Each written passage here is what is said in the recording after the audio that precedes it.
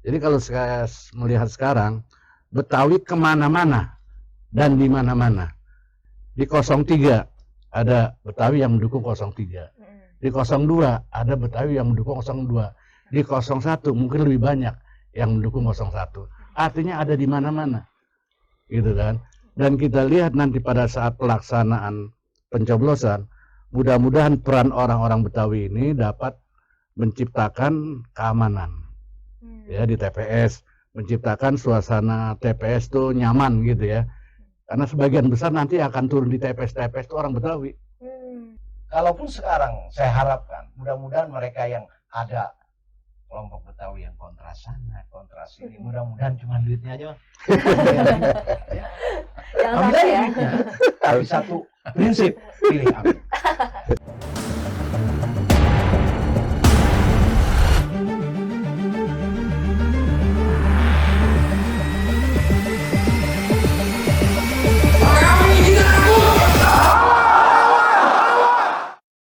Berjumpa lagi dengan kami THN Amin, kawal pemilu jurdil, Anies Presiden, Muhaimin wakilnya, Amin menang.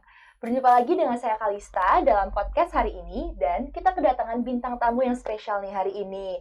Ada abang-abang tokoh Betawi sekaligus juga Dewan Penasehat THN Amin. Assalamualaikum. Waalaikumsalam. Oke, mungkin perkenalan terlebih dahulu ya Bang. Mungkin bisa dimulai dari Bang Hari. Saya Haji Hari Ibrahim dari SHMH kebenaran dari kaum Betawi. Oke, mungkin selanjutnya. Terima kasih. Assalamualaikum warahmatullahi wabarakatuh. Saya Haji Jamaksyari HM SHMH dari Tim Hukum Nasional. Oke, Amin. Siap. Selanjutnya Kiai. Saya Kiai Haji Ahmad Jelani, Ketua Yayasan Warga Betawi. Baik. Terakhir, Bang Hashim. Saya Haji C.P. Rashid Esa, anggota tim advokasi Anies juga, dan Dewan Pembina Yayasan Warga Betawi. Baik. Nah, kita sudah kedatangan tamu-tamu kita, perwakilan dari tokoh Betawi. Nah, abang-abang, mungkin saya ingin tanya nih, bagaimana sih antusiasme masyarakat Betawi menghadapi Pilpres tahun ini? Mungkin bisa dimulai dari siapa dulu nih yang mau menjawab? Hari boleh jamak. Dari Bang Ari berurutan aja, silakan aja. Ya, kelihatannya antusiasnya memang cukup sangat intens ya, karena kebetulan sekali ya Pak Anies itu adalah dari Gubernur DKI. Di situ sudah terlihat track recordnya, yang mana sebenarnya beliau tuh bekerja memang hanya bukan 5 tahun, karena kalau mereka ini dipotong dengan COVID 2 tahun. Artinya sebuah program-programnya itu telah terlaksana dengan baik. Jadi track recordnya juga begitu. Kita juga sebagai orang Betawi, kita ini orang banyak kan orang Muslim. Ya, jadi artinya ya kita memilih juga sebagaimana orang yang di antara ketiga itu, bukannya kita ini di antara 3 pilpres itu kita harus umumnya orang Betawi selalu ya apa namanya memandang ya agama itu ke number one begitu. Mungkin tadi Abang sempat menyebutkan terkait track recordnya Pak Anies sendiri kan sudah menjabat sebagai Gubernur DKI ya. Nah, kira-kira kalau misalnya kinerja Pak Anies selama menjabat sebagai Gubernur DKI Jakarta, ada nggak sih yang berkesan ini? Oh, sebenarnya banyak sekali, tetapi boleh kita ini kan termasuk ya apa stadion, JIS itu stadion. Kedua, masalahnya apa lagi? Ya kita tahu sendiri ya, apa masalah dengan perubahan dari DKI yang begitu sangat pesat sekali ya. Jadi artinya program-program dia telah terlaksana dengan baik ya dengan ini. Walaupun waktunya memang hanya sedikit itu. Itu salah satunya. Keduanya juga bahwa selama ini dia kebijakan itu selalu berpihak kepada rakyat kecil, masalah DKI ini seperti dari penggusuran dan lain-lainnya itu. Jadi artinya track recordnya sudah teruji lah dibandingkan yang dulu, dan yang kemarin juga setelah penggantian ini maaf ya setelah penggantian ini juga kan makanya banyak timbul yang kelihatan. Kalau dari Bang Jamak sendiri bagaimana? Ada pengalaman tersendiri nggak atau cerita tersendiri gitu terkait selama ini Pak Anies bagaimana di DKI? Enggak, terima kasih. Saya jelaskan dulu tentang Betawi. Betawi ini kan dikenal religius, ya. Boleh dibilang hampir mayoritas lah Betawi itu identik dengan Islam. Yang kedua egaliter. Kita terima siapapun yang baik dengan kita, kita akan baik gitu kan. Jadi itu yang menjadi sikap orang Betawi. Nah, itu dalam rangka pilpres dan pemilu ini, ya kan, kita tuh menganggap bahwa ini pesta demokrasi, ya. Jadi kalau pesta demokrasi itu bukan bukan kita perang, bukan kita melawan, ini perlombaan. Jadi dalam Islam dikenal fastabiqul khairat, berlomba-lombalah dalam kebaikan. Jadi sikap orang Betawi dalam menyambut pilpres ini, ya, ini sesuai juga apa yang menjadi moto dari Kiai Jadun MZ, ya. Karena nih Kiai Zelani ini kan Ketua Umum Yayasan Warga Kaum Betawi. Ini adalah Yayasan Warga Betawi Reborn. Dari Yayasan Warga Betawi dulu yang pendirinya Kiai Jadun MZ dan Ketua Umum Kiai Jadun MZ. Ada salah satu motonya yang sering diungkapkan bahwa Betawi itu tidak kemana-mana. Wabil khusus Kiai Jadun MZ, ya, tidak kemana-mana tapi di mana-mana. Nah, dalam rangka pesta demokrasi, orang Betawi ini mensikapi, ya, ini agak beda dengan moto yang pernah diungkapkan Kiai Jadun MZ. Jadi kalau saya melihat sekarang, Betawi kemana-mana dan di mana-mana. Kita tahu persis, ya, di 03 ada Betawi yang mendukung 03. Di 02 ada Betawi yang mendukung 02. Di 01 mungkin lebih banyak yang mendukung 01. Artinya ada di mana-mana. Gitu kan. Dan kita lihat nanti pada saat pelaksanaan pencoblosan, mudah-mudahan peran orang-orang Betawi ini dapat menciptakan keamanan. Ya, di TPS, menciptakan suasana TPS tuh nyaman gitu, ya. Karena sebagian besar nanti akan turun di TPS itu orang Betawi. Ya kan? Dan sebagian besar pengurus TPS ini orang Betawi. Dan kita harapkan justru perannya nanti membantu menciptakan situasi aman, ya, tidak ada masalah. Selama pencoblosan. Pilpres berjalan luber, ya. Dan kita berharapkan nanti terpilihlah pemimpin yang memang diharapkan oleh masyarakat. Wabil khusus masyarakat Indonesia mengharapkan pemimpin yang akan mengadakan perubahan. Saya rasa itu. Dan berkaitan dengan Bang Anies sendiri, ya. Jadi saya kenal dekat dengan Bang Anies karena waktu itu saya adalah Ketua Forum Pembauran Kebangsaan DKI Jakarta selama 5 tahun dan gubernurnya waktu itu Bang Anies, ya. Forum Pembauran Kebangsaan itu wadah, ya, pembauran dari perwakilan tokoh etnis, tokoh adat 34 provinsi dan 3 etnis, Tionghoa, India, dan Cina. Dan kebetulan saya ketuanya. Dan kita lihat gimana perhatiannya Bang Anies. Kita mengadakan pagelaran waktu itu 2 kali di Monas, ya kan, festival kuliner Nusantara dan mengadakan pertandingan catur dan futsal. Bang Anies begitu merespon dan mensupport sehingga acara itu berjalan dengan baik. Itu. Dan saya lihat kepeduliannya emang Bang Anies familiar gitu kan. Dan kalau sama kita, kalau dia ketemu di mana-mana, ya mohon maaf nih, dia justru yang negor lebih duluan. Oh iya. Ya, jadi open gitu kan. Nah, justru orang yang seperti Bang Anies inilah yang kita butuhkan nanti sebagai pimpinan 2024. Dia orang yang terbuka, ya, ke Terbuka masyarakat gitu. Dan ada satu hal yang perlu juga sampaikan di sini.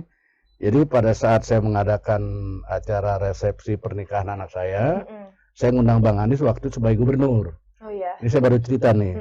Saya ngundang Bang Anies sebagai gubernur, saya minta kehadirannya, dan Bang Anies menyatakan siap sebagai saksi. Saya bilang nggak usah, saya nggak perlu saksi udah banyak. Saya perlu Bang Anies hadir memberikan nasihat perkawinan. Bang Anies bilang jangan saya, itu kan nasihat perkawinan yang berikan Kiai aja. Saya bilang udah ada Kiai Munahar itu Ketua MUI Jakarta Barat, dia doa. Dan Bang Anies jangan cuma saksi, di tempat lain silakan saksi lah. Tapi kalau di tempat saya, karena yang nikah ini anak saya, Bang Anies berikan pencerahan, nasihat perkawinan. Itu. Dan akhirnya setujui.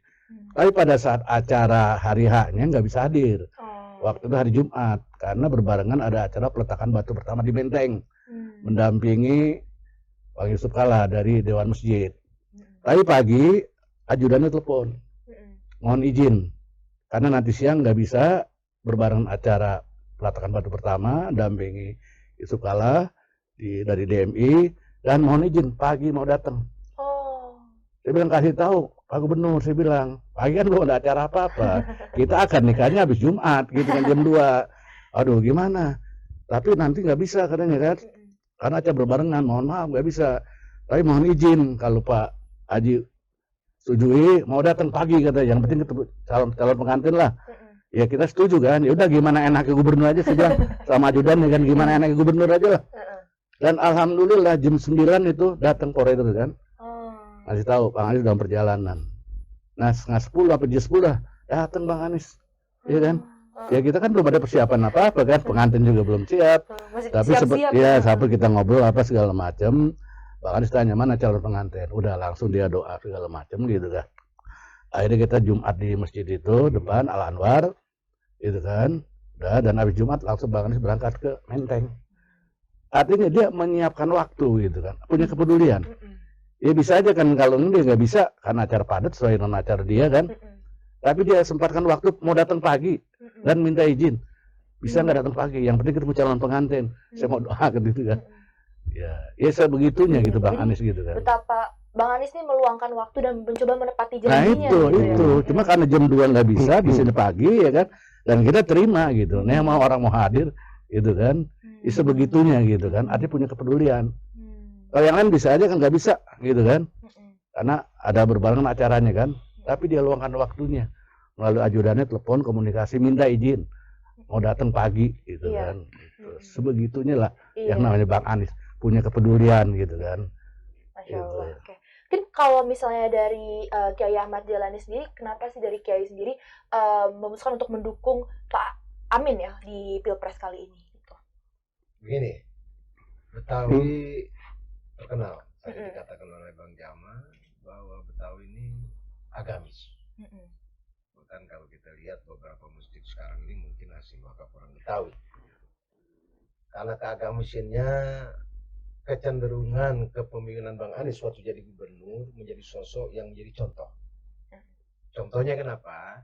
Kesederhanaannya, agamanya, itu memberikan nuansa salah satu sosok pemimpin ke depan yang kita harapkan. Teladan ya? Yang menjadi teladan. Tentu bagi orang Betawi sendiri sosok ini diharapkan. Ya. Karena memang kalau kita lihat pelajaran agama, salah satu sifat 4 itu sidik, amanah, tabligh, fatona, itu hanya ada di Bang Anies. Beberapa kali Bang Anies datang ke tempat saya, bahkan di acara Jawara Betawi ulang tahun ya. Bahkan dari ulang tahunnya dan sampai kemarin ya meninggalnya salah satu Jawara Betawi Basir Bustami, mereka rela. Kesederhanaan Bang Anies sampai naik motor. Bayangkan Jawa, naik motor dari pemakaman ke rumahnya almarhum. Nah ini salah satu contoh yang luar biasa. Bahkan di daerah saya di Simpruk dan Senayan itu sampai menjadi teladan yang luar biasa. Beliau ini menjadi satu sosok pemimpin yang memang kita harapkan. Jadi kalau menurut saya mengharapkan ya, insya Allah salah satu sosok pemimpin Bang Anies lah ke depan yang kita harapkan ya. Dan kita harapkan juga walaupun ada berita-berita Betawi ada yang kesini kesana, tapi saya yakin ya Betawi identik dengan agamis ya, sebagai suku asli tanah Jakarta ini ya menjadi sorotan bahwa Bang Anies lah yang pantas untuk memimpin Indonesia ke depan.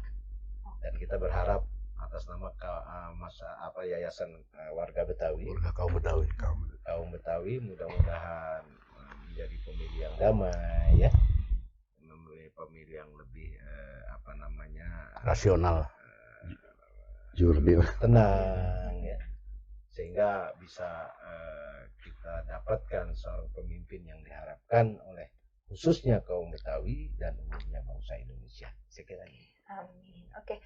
Tapi mungkin tadi Kiai sempat sebut juga bahwa banyak juga warga Betawi ini yang beda-beda pilihannya gitu. Ada yang mungkin banyak ke paslon 1, ada yang ke paslon 2, ada yang ke paslon 3.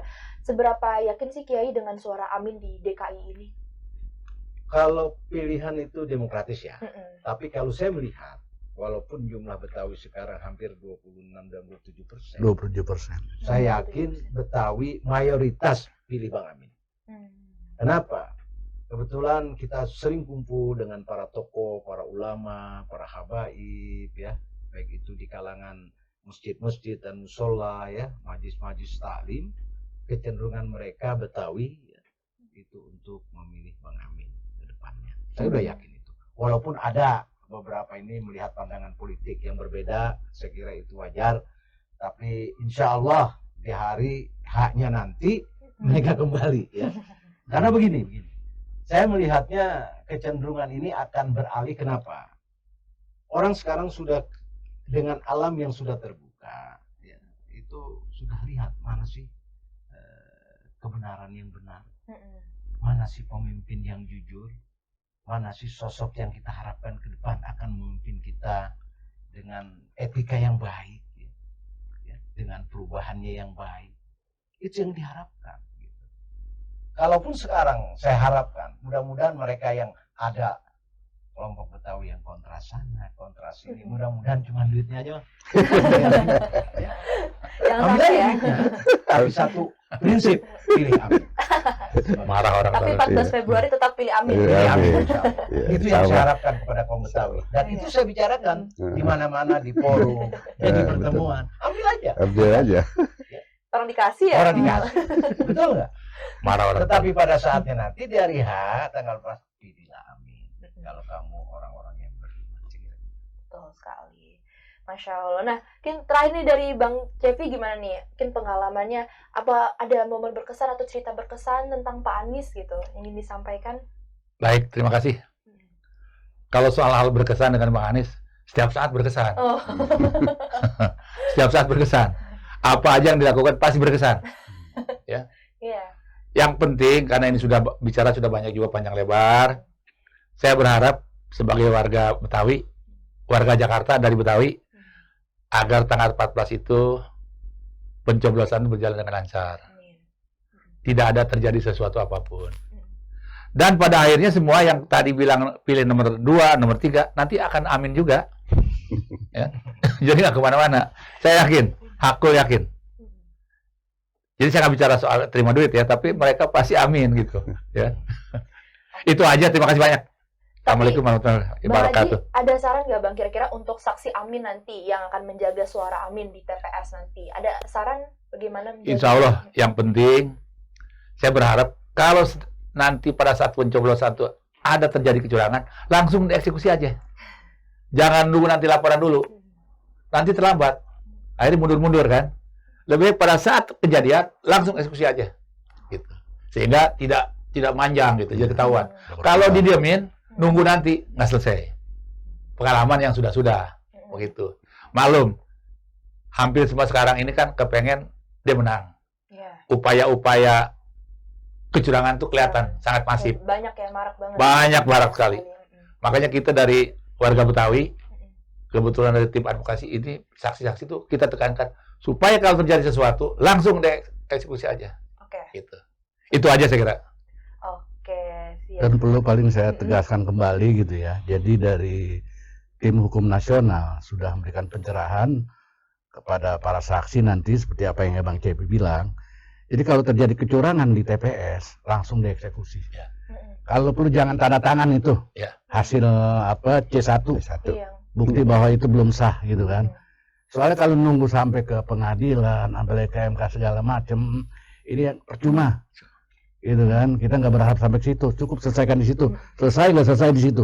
Dan jangan lupa didokumentasikan juga. Oh, Oh, iya. Perlu justru didokumentasikan tuh hasil C1. Langsung Dikawal direka. sampai ke kecamatan, ke wali kota, dikawal terus sama saksi. Dan ini dari Betawi, ada Jawara Betawi, ya kan?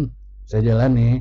Nanti yang siap akan mengawal di semua TPS Jakarta gitu kan, supaya ini berjalan dengan tertib, aman, damai. Kita nggak mengendaki ada ribut-ribut. Kita maunya itu tenang, aman, damai gitu kan, menghasilkan pemimpin yang amanah. Jadi itu, jadi kita berharap pada saksi supaya berperan di TPS masing-masing, tegas, ya kan? Kalau memang terjadi pelanggaran, jangan tanda tangan, nggak sah kan? Ya. Iya, betul. Iya itu. Terkait pengawalan suara yang sudah dilakukan oleh saksi-saksi, kira-kira apakah sudah ada kegiatan-kegiatan yang dilakukan oleh para saksi di DKI, Bang? Dari tim hukum nasional ini kan sudah bentuk posko-posko ya Bang Tarik ya, posko-posko di masing-masing wilayah sampai tingkat kabupaten. Ada posko pengaduan. Ini memberikan kemudahan bagi relawan, bagi saksi kalau terjadi pelanggaran. terjadi kecurangan, baik dalam proses sebelum pelaksanaan pencoblosan maupun pada saat pencoblosan. Terkadang ini kan saksi atau relawan bingung, ya kan, ada terjadi kecurangan, tapi nggak bisa berbuat apa-apa. Kita ada posko pengaduan, dan ini tim hukum akan siap, ya kan, menindaklanjuti. Tentunya kita akan pelajari temuan yang dilaporkan oleh relawan atau saksi. Kita tim hukum akan gelar perkara, ya Bang Torik. Kita gelar perkara, kalau mau ada unsur kecurangan, kita proses lanjut. Cuma kita berharap supaya itu bisa diselesaikan di TPS. Ya. Dan supaya saksi ini jangan ada rasa takut, jangan rasa ada khawatir, kan kemungkinan ada intimidasi, ada intervensi di tiap-tiap TPS. Nah kita kan sudah menyiapkan dari tim hukum berkolaborasi dengan Jawara Betawi se-Jabodetabek yang sudah menyerahkan siap akan mengawal di setiap TPS. Cuma mengawal kalau terjadi keributan gitu kan. Karena saksi kan mesti dari partai di TPS-nya kan. Tapi di luar TPS-nya ada Ya. tim hukum dan Jawara Betawi se-Jabodetabek yang siap. Kalau perlu berantem. Istilahnya begitu. Karena kita ingin menegakkan keadilan, gitu kan. Kita juga nggak mau ada ribut-ribut, buat apa ribut? Pesta demokrasi kok. Pesta kan enak-enak, senang-senang, buat apa ribut? Gitu. Tapi kalau diajak ribut, nanya Betawi, ya kan? Lu beli, gue borong. Istilahnya begitu. Lu jual, gue beli, gitu kan. Itu istilahnya. Itulah prinsip dari para Jawara Betawi. Tapi kita berharap nanti karena nanti kolaborasi Jawara Betawi dengan tim hukum nasional, ini tuh pengajuannya kan peraturan perundang-undangan. Kita taat hukum gitu kan. Ya cuma kita berharap supaya pelaksanaan pencoblosan di TPS berjalan aman, damai, jurdil. Itu aja. Itu. Jadi, kita nggak berharap menang, cuma amin gitu. Amin. Ya. Jadi pesannya untuk para saksi ini jangan takut ya. Gitu. Nggak usah takut, berapa takut? Langsung eksekusi ya gitu. Iya. Saya boleh. Iya boleh tambahkan. Gini, saya lihat Jakarta ini sebagai barometer ya. Kemenangan Anies di Jakarta belum bisa menentukan kemenangan Anies secara keseluruhan. Betul.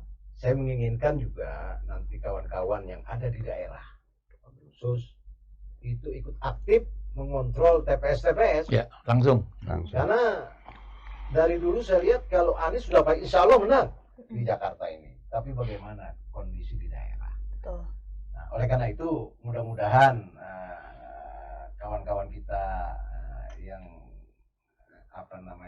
yang pro Anies ini ikut aktif dan andil dalam ikut menjaga TPS-TPS yang ada di daerah. Saya yakin betul bahwa kecurangan itu pasti ada dan sudah kelihatan ada. Tapi kalau kita berani untuk mempertahankan kebenaran ini dan kita jaga TPS-TPS, insya Allah Anies ke depan akan menang. Amin. Kita harus berani memperjuangkan kebenarannya gitu ya. Jadi sehubungan disampaikan oleh Kiai Jelani, jadi di semua daerah ya kan, sampai tingkat kabupaten udah ada posko pengaduan. Bang Torik ya, yang akan mengawal saksi-saksi di TPS itu, dan kita berharap itu punya peran yang positif gitu kan dalam rangka memberikan semangat keberanian saksi di TPS. Jadi jangan saksinya main teken-teken aja, nggak baca lagi, tahu-tahu terjadi kecurangan kan, susah gitu kan. Justru mesti teliti, makanya kan ada BIMTEK untuk para saksi Bang Torik ya, diberikan BIMTEK saksi, dan yang paling dibekali itu keberanian.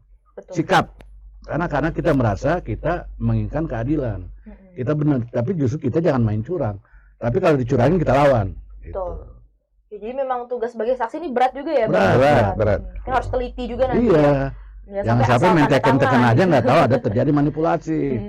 Iya kan? Terutama C1 itu yang harus benar-benar dikawal. Kalau udah direkap sampai tingkat provinsi, tahu-tahu ada salah penghitungan mau gimana? Kalau kita ajukan gugatan ke pengadilan, waktu apa segala macam, kan sia-sialah. Justru itu tadi eksekusi di TPS. Eksekusi langsung saat itu. Nah itu kan perlu keberanian, perlu mental yang siap dan keyakinan bahwa itu benar gitu kan, bahwa ini yang dipermasalahkan ini misalnya benar, dia tahu persis gitu. Dan memang para saksi ini sudah dibekali ya. Iya ada BIMTEK dibekali, iya. Jadi dia jadi saksi tahu tugasnya apa, tugas dan fungsi saksi di TPS itu jelas. Itu bukan cuma asal datang doangan. Oke, kalau dari Bang Haji Hari saya tambah. Ya, tapi tidak menutup kemungkinan ya. Karena terjadinya memang di titik ya di TPS-TPS itu. Kalau memang sudah kita peraturan sudah dipenuhi dan kita juga sudah menjaga, ya tetap chaos ya, itu harus benar-benar diributkan aja sekalian jadi bisa terbola up. Itu loh, terutama Jakarta karena jadi barometer. Ya kalau barometer Jakarta kelihatannya memplem gitu, dan mungkin daerah juga efeknya ada. Itulah. Jadi keberadian itu bukan keberadian secara apa namanya hukum aja, tapi secara fisik maupun secara apa itu harus diingat. Karena tidak menutup kemungkinan dari lawan-lawan juga menggunakan yang tidak yang tidak benar ya, curang. Saya rasa itu aja. Jadi keberadian ini maka kita juga dari ini perlu juga jawara nih, dengan alhamdulillah kita dari Jabodetabek ini sudah bersatu. Ya mudah-mudahan juga di daerah lain juga begitu. Ya ada juara-juara yang bisa berkumpul ya membacking ya daripada tadi saksi-saksi yang di daerah. Saya rasa itu saja. Oke. Kalian mungkin Bang Cepi ada mau menambahkan? Udah banyak juga ya. Saya kira cukup. Betulnya ada panglima jawaranya loh. Panglima jawaranya, cuma kan kebagian waktu tempatnya nih. Dia juga ikut hadir. Haji Rajali. Iya. Tapi begini, saya lihat begini. Insya Allah ya, semuanya ini kan ada di tangan Allah. Iya, betul. Ya, kehendak Allah. Apabila Allah menghendaki kepada bangsa kita ini menjadi bangsa yang maju dan perubahan, insya Allah Amin ke depan akan terpilih. Amin. Betul. Amin dong. Amin. Karena apapun itu adalah termasuk kehendak Allah. Khususnya Betawi yang dari awal tahun kemerdekaan 1945 menjadi barometer. Maka oleh karena contoh Betawi insya Allah akan sampai kepada ke daerah-daerah ya memenangkan Amin. Amin. Ya. Amin. Karena DKI juga sebagai barometer, Iya. contoh bagi Ya, daerah terus lain. tingkat keterpilihan mungkin suara Bang Anies di DKI Jakarta, ya kita berharap menang lah. Amin. Karena kita yakin meskipun sekarang Betawi itu ada di mana-mana, ya kan, kita yakin karena sebagian besar yang namanya Betawi ya kan punya majelis taklim, Religi punya lah. masjid, punya guru, punya kiai sebagai panutan, Masih taat sama ya kan, dia akan taat sama guru, sama kiai, apalagi kan udah ada ijtima ulama. Nah, itu yang Nah ini ijtima ulama yang menjadi pedoman dasar. Yang sekarang mungkin ikut kampanye ke sana ke sini, kita nggak sebut satu atau dua atau tiga gitu ya, itu dia ikut kampanye ke sana sini, mungkin karena ada rasa nggak enak. Karena ada saya nggak bisa gitu kan, ya udah gue ikut dah. Tapi nanti pada saat pencoblosan satu amin. Itu kita Yang berharap penting karena kembali ke hati pencoblosan. nurani. Iya. Karena untuk pemilihan pimpinan ini kembali kepada akidah. Dan Betawi itu religius, Islamnya kuat. Dan pendalaman pelaksanaan akidah itu jelas. Kalau memang dia melaksanakan sesuai dengan akidah, pasti dan saya yakin akan coblos nomor satu.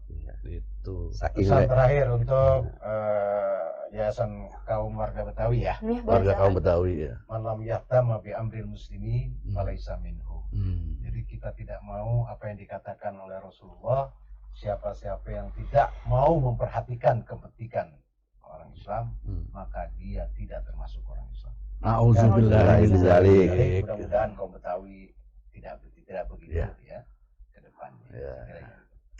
Baik, sekian perbincangan kita hari ini. Salam perubahan. Salam. Salam perubahan. Amin. Selesai?